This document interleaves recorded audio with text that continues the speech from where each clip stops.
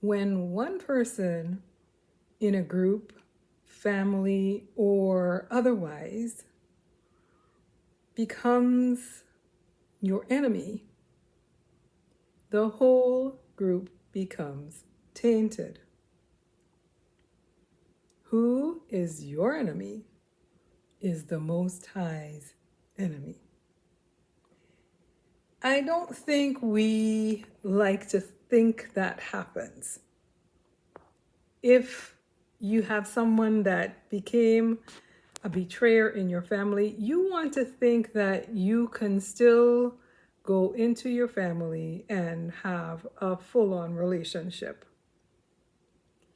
But it's like a strawberry in a clamshell. Have you ever seen one strawberry in a clamshell and you're like, okay, well, that's just, I see that bad one, but everything will be fine. And you go back a day later and half the clamshell of strawberries has been infected, or you have to cut off half of them.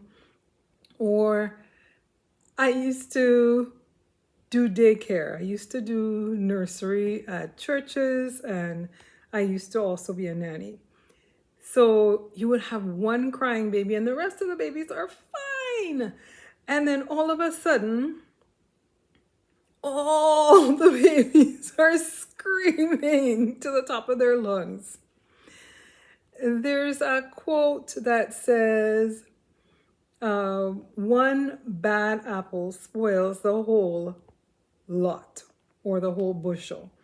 If you put one bad apple in a bag, if you go to Walmart or wherever and they have the reduced produce and they have one really bad apple, if you leave that reduced produce and come back in 2 days, the whole thing, all the apples, if there were 6 in the bag, if there were 5 in the bag, the rest of them are going to be spoiled. One bad apple spoils the whole bushel. Hello, hello, hello. This is Sambuka, aka Mama Sam. I haven't done a video for a while because I haven't been able to get a quiet time, and I was thinking I was going to film on another day, and the Most High gave me today, so I'm going to fly by the seat of my pants and get this particular thing that has been burning on my heart done for a while. So like I said, if you see me looking down, I'm looking at my notes, and we are talking today about your enemy is the Most High's enemy. Your enemy is the Most High's enemy. And a lot of people don't want to believe this, but this is the topic of no contact. This is the topic of no contact. So I am here to encourage scapegoats. It took a long time for me to realize this is the path that the Most High was leading me on. I was embracing the fact that I was an empath and an INFJ and all of that, but it's scapegoats. When I tied it all together, every song, all my jingles, everything had to do with being a scapegoat and recovering from that. So if you are looking for encouragement, there's enough stuff out there. If you want, the different modalities and stuff like that that deals with this, there's enough out there. But encouragement with a biblical background, that is what I do. That is what the Most High has called me to do. So if that is something that interests you, stick around. All right? And we're doing a full-on Bible study today. So we are touching on 3 characters. That would be Dawidi, Joseph, and Isaac. So let's get started.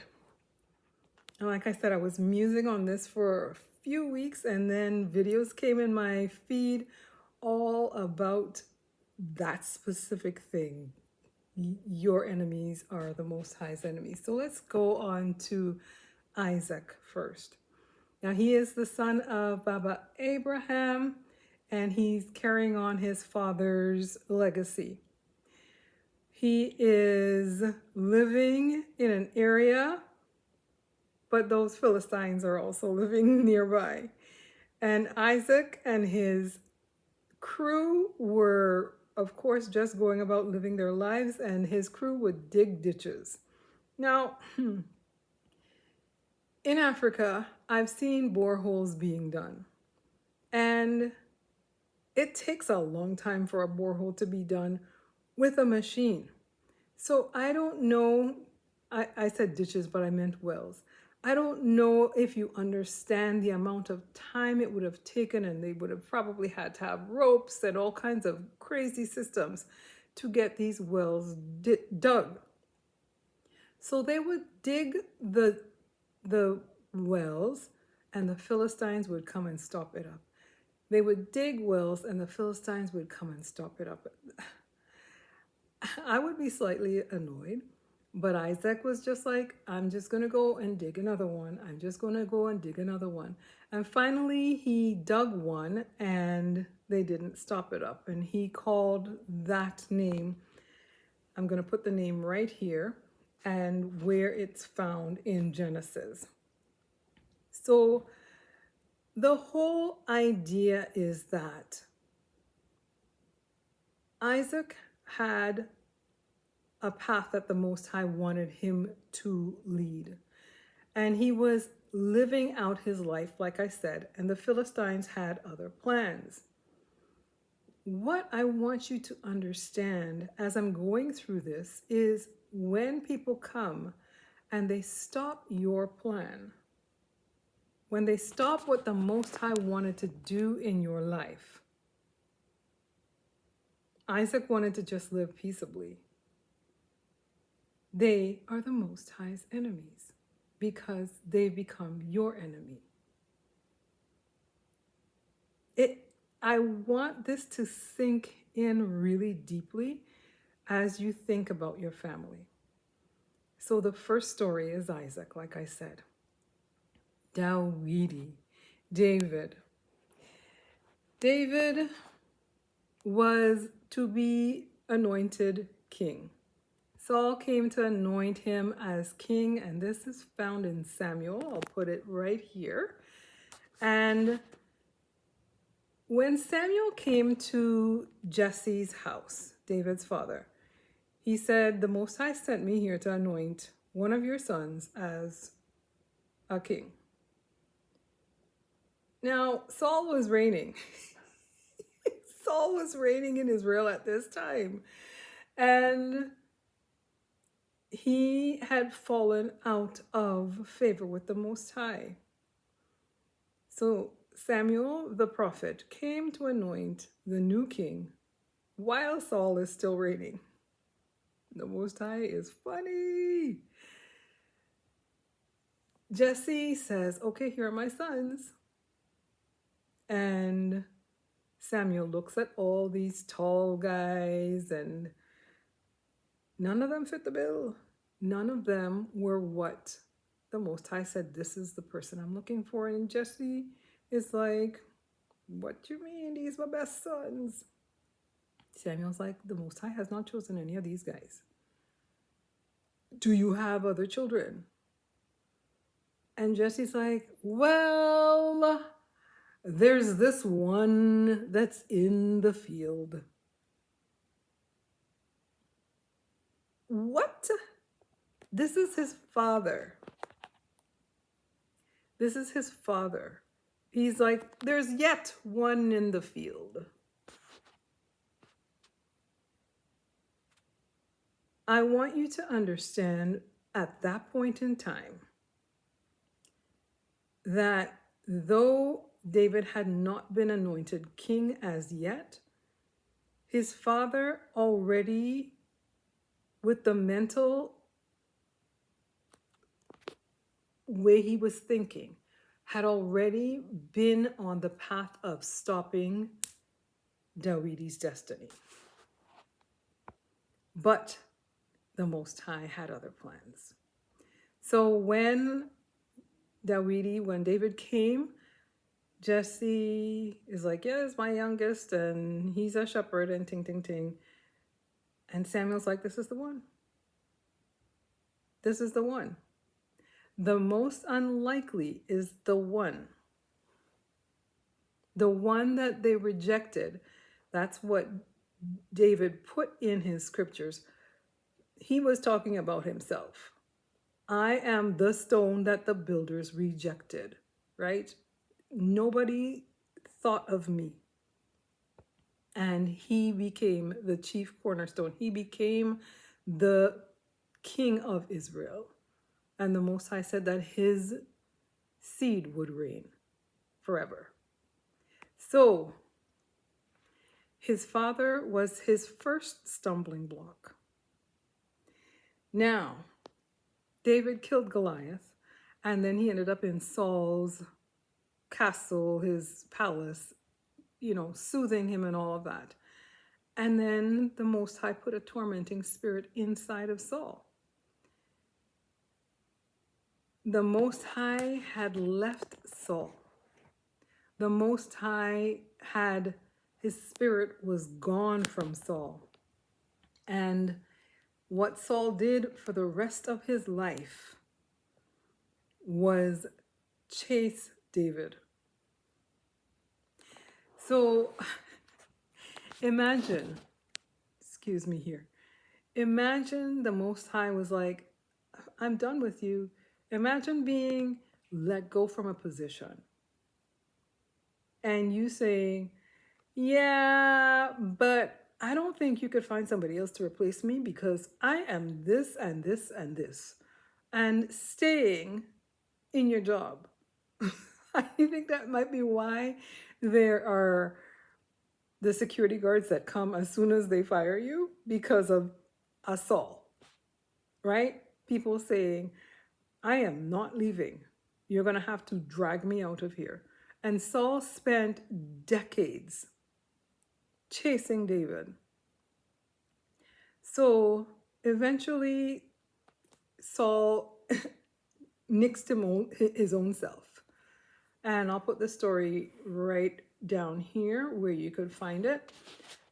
But even though his family didn't approve of him, let me just backtrack a little bit.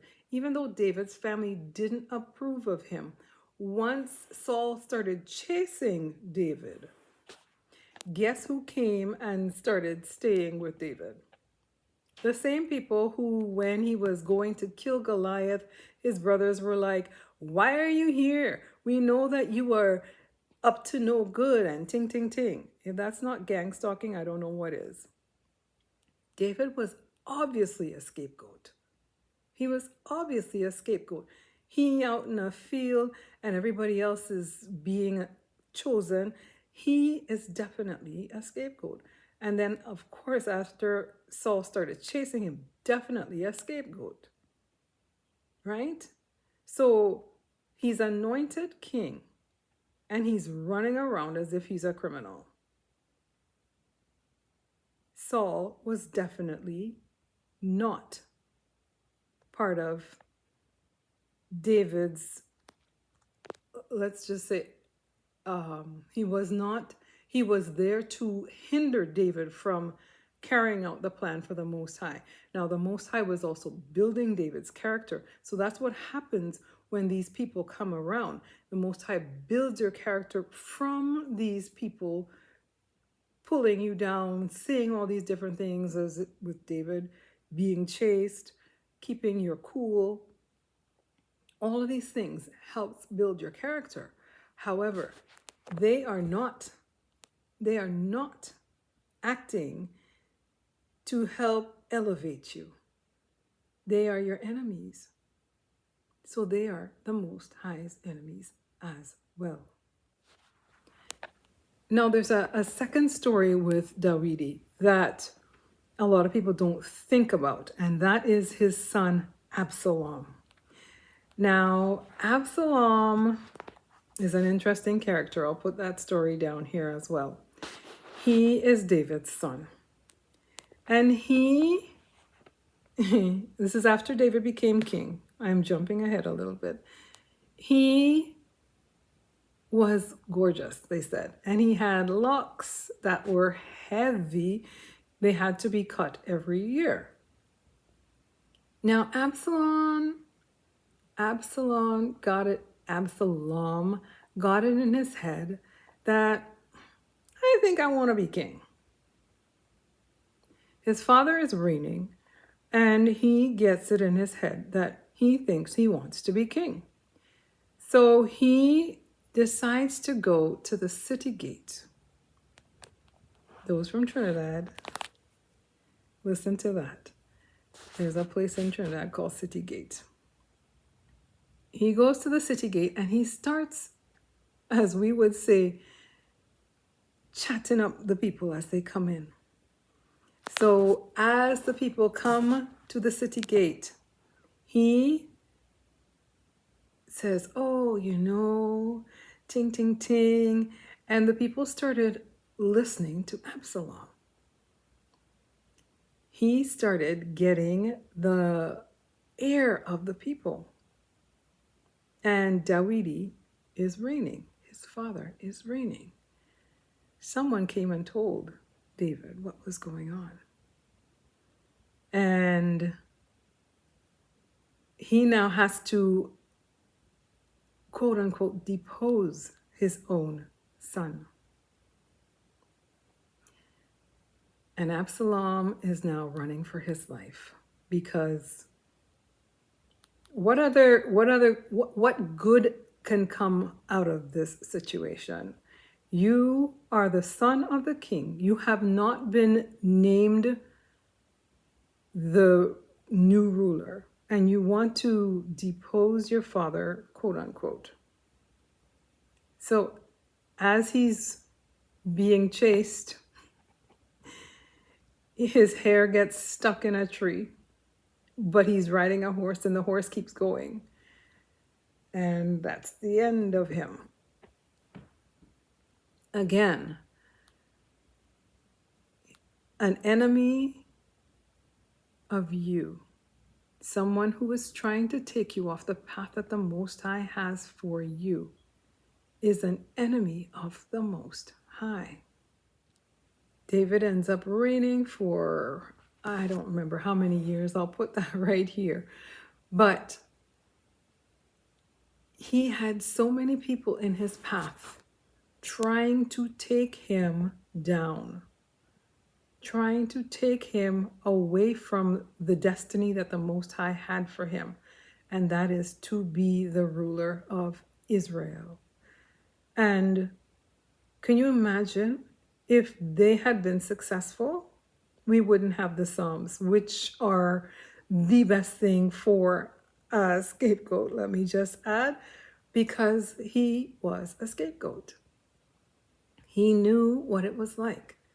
So that's why he was able to write those things, those Psalms, with such depth, with such feeling, because he knew what it was like to be made wrong when you did nothing wrong. Dawidi is our second person. Of course, we know the third is Joseph. We all know the story of Joseph. Joseph's brothers were definitely not wanting him to fulfill his destiny. I believe his father saw early on that he had something in him. But I think people fail to remember or realize that he was technically the firstborn. Ooh, that's going to ruffle a lot of feathers. He was technically the firstborn. He was the firstborn of the wife that he chose. All the other sons were not of the wife that he chose. They were of Laban's deception.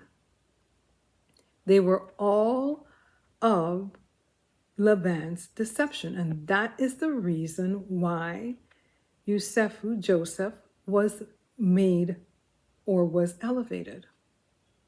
A lot of people don't think that through. Justice by the Most High does not look like justice that we think. The Most High knows that his father was deceived. Although people say that he was a deceiver, he wasn't. He was chosen because he was the one who would fulfill the call the best. His mother saw that. Can you imagine if we were the children of Esau? Like, it would be complete killing all the time, right? So Joseph was given a bad deal by his father-in-law, and Jacob. And Joseph was the firstborn of the wife that his father chose. So I want people to get that in their head, that he was actually the firstborn. He was actually the firstborn. So that is why it looks like he was favored, but he was actually the firstborn. A lot went on before he was born so that he could get born. Like, there had to be prayer and fasting on Rebecca's part, and a lot had to go on before he was born. So his father gave him this coat of many colors because, like I said, a lot had to happen before he was born. And his brothers were like, "Me not like him, nah. Me not like the fact that my father, his father, like him more than me." So we know they took him and they put him in a pit, and then they said to his father that he was dead and all of that. They were his enemies. Sibling rivalry right there. Right? It was sibling rivalry.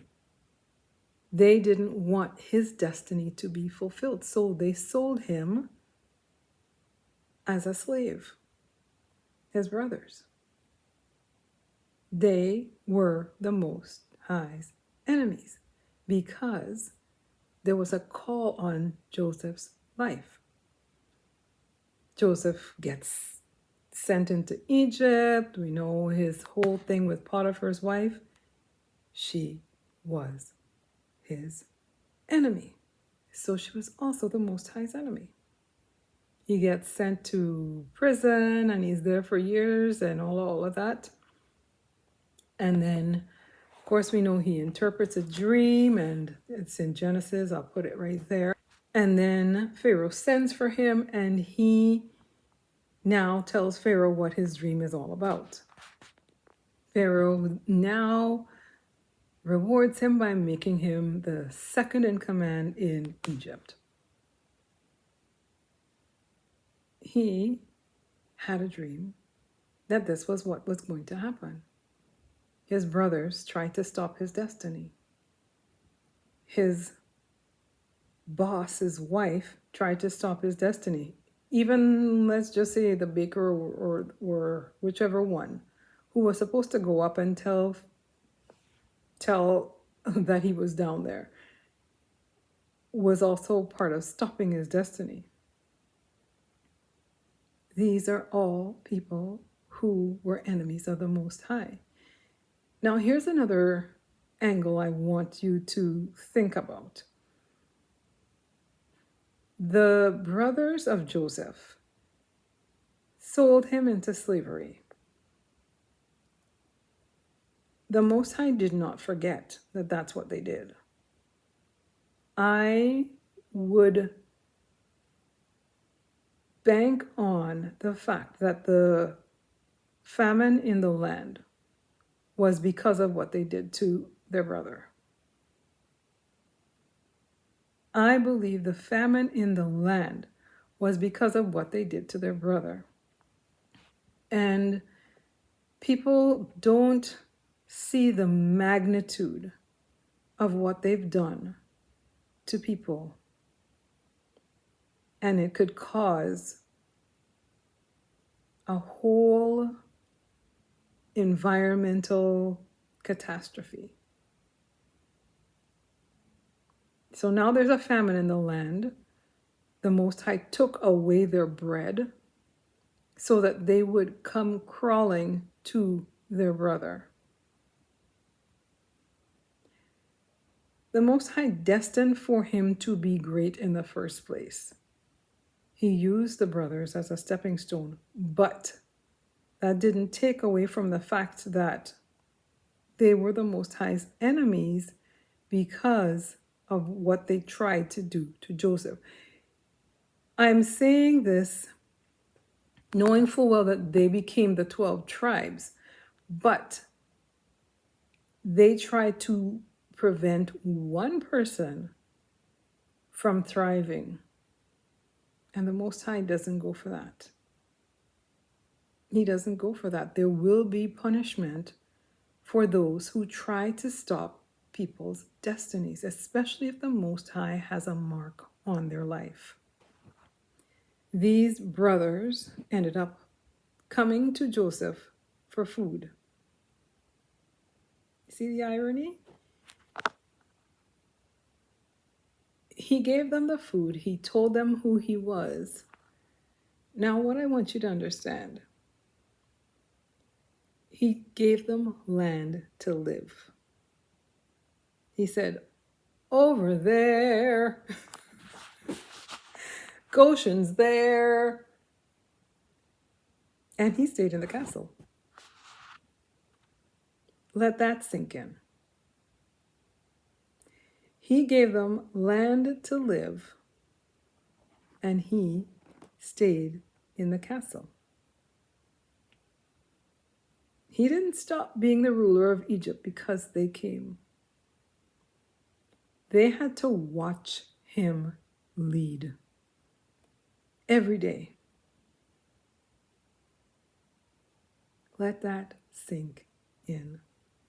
So let's get back to why, when you go no contact, do you have to lose the whole group?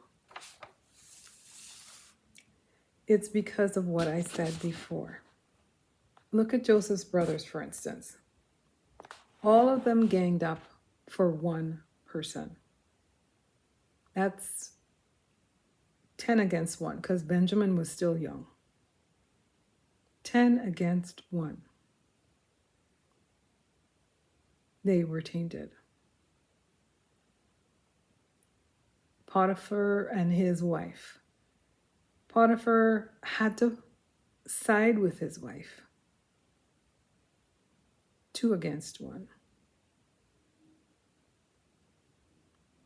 Think of the Philistines.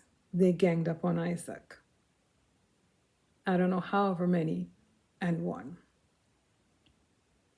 David, his whole family was against him until Saul was also chasing David. And then they came running to him for protection. All of them against 1.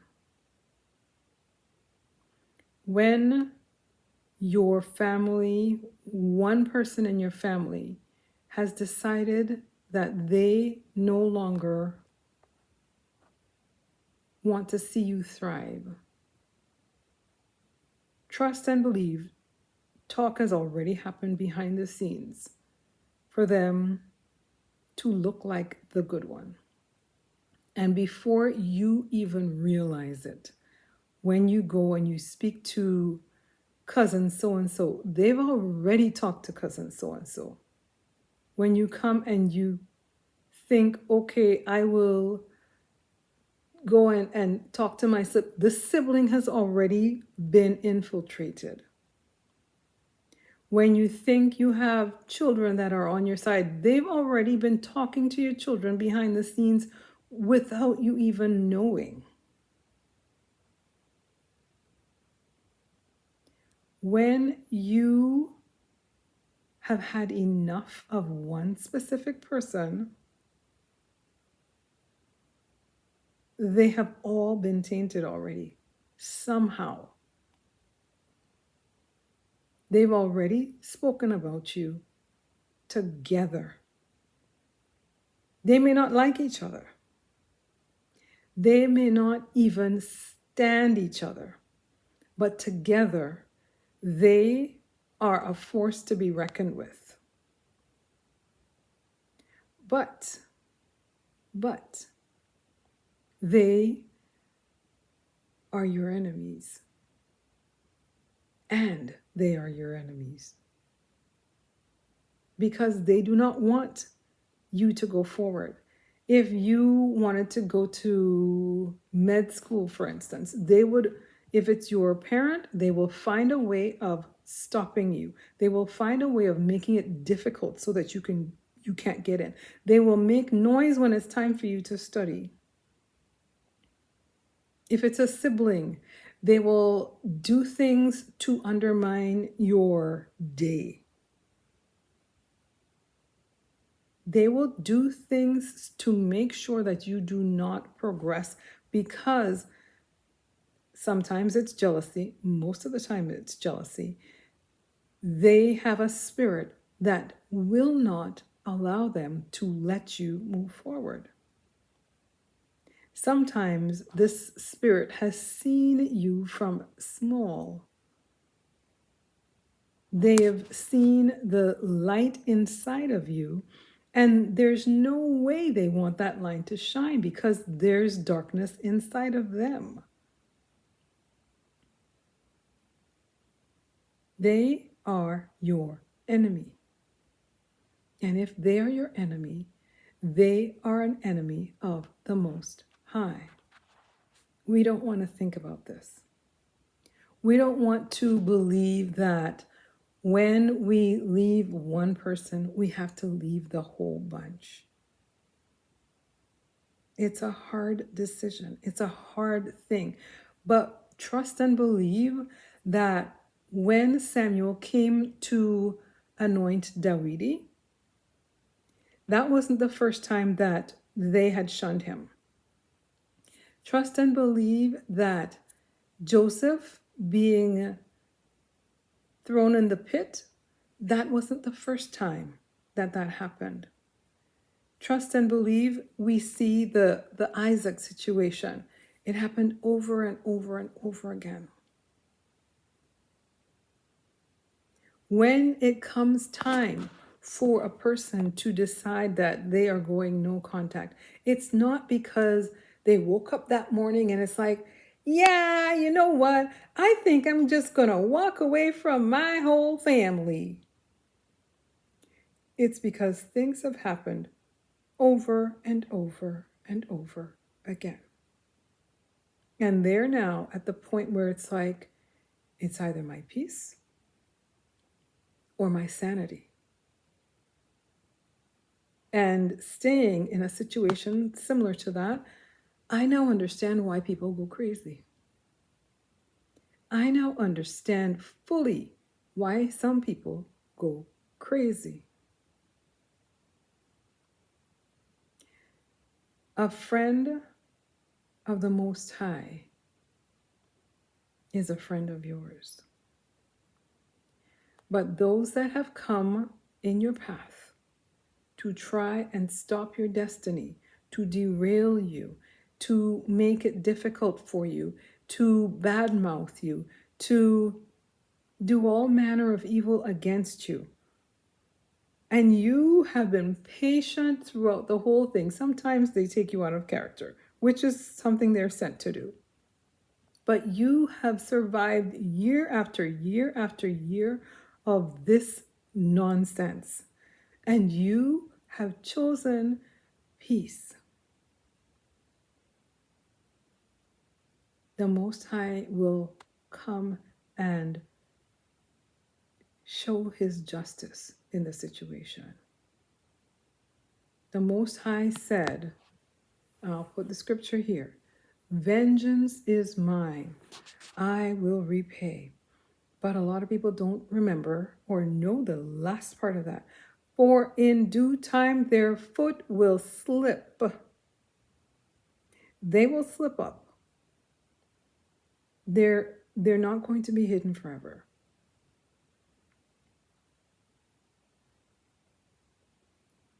Going no contact is not an easy thing. And if you've had to go no contact, I know it's the last resort. I've been no contact with my siblings and my mother. I've been put back into a situation for a specific reason, and I know what it is now, but I haven't seen my mother in 10 years. And there's no way I will go into any situation where I have to deal with my mother again, if I can avoid it. My siblings, the same thing.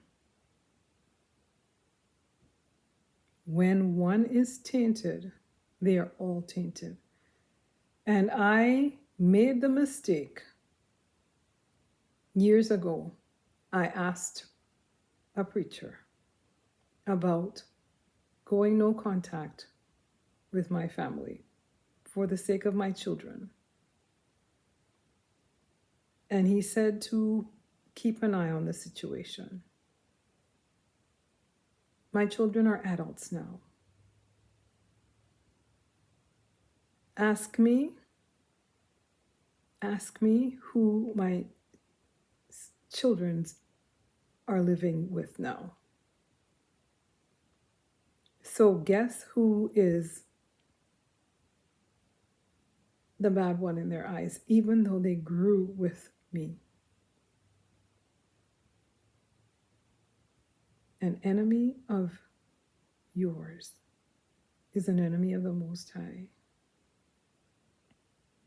So I've had to go no contact with my children. And that, my friends, is something I would never, ever wish on anybody. But I know they're tainted. I know they are tainted.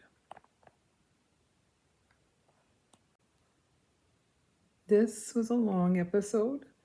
It was the first time I'm filming in a long time, and it's the first time I'm filming as a person who's coming out, quote unquote, as a scapegoat. An enemy of yours is an enemy of the Most High. When you leave one, you most likely have to leave them all. I call them the flying monkey cult. I am an escapee of the flying monkey cult. That's a tongue twister. I'm going to leave you with this scripture here. Jeremiah 30:17. I call that the scapegoat's key scripture. They called you nothing. They called you decrepit. They called you all kinds of things. They called you worthless. You wouldn't amount to anything. They called you all kinds of stuff. They threw their blame on you. But I will heal you and bind up your wounds. Right? Put your name in there where it says Zion. Put your name in there. The Most High's got our back because He has a big plan for us. Jeremiah 33:11. I know the plans I have for you, plans for good, to give you a hope and a future. They want to take our hope and future away from us. But the Most High won't have it. He will vindicate us. It may not look like it, but He will vindicate us. Look at all the different people in the Bible. Right? Look at all the different people. The Most High will will take up for us. Pray your Psalms 143. Pray all the different Psalms that will help bring justice. Don't give up. Don't give up. And don't go back. Peace is way more, like there's no price on peace. None. So I'm going to end here. This is Sambuka, aka Mama Sam. Like I always say, I am sending you acres of love because there are people that don't want to see us be loved. They don't want to see us shine. They don't want to see us go forward. And I'm sending that because of that. And if you've made it to the end of this video, put in the comments, not going back. I'm not going back. I am not going back. Or, the Most High is my bestie. The Most High is my bestie. Until next time, I'm not sure when the next filming will be, but I will be putting out an audio or a short at least daily. So look out for that. Okay? Bye-bye. Salembe.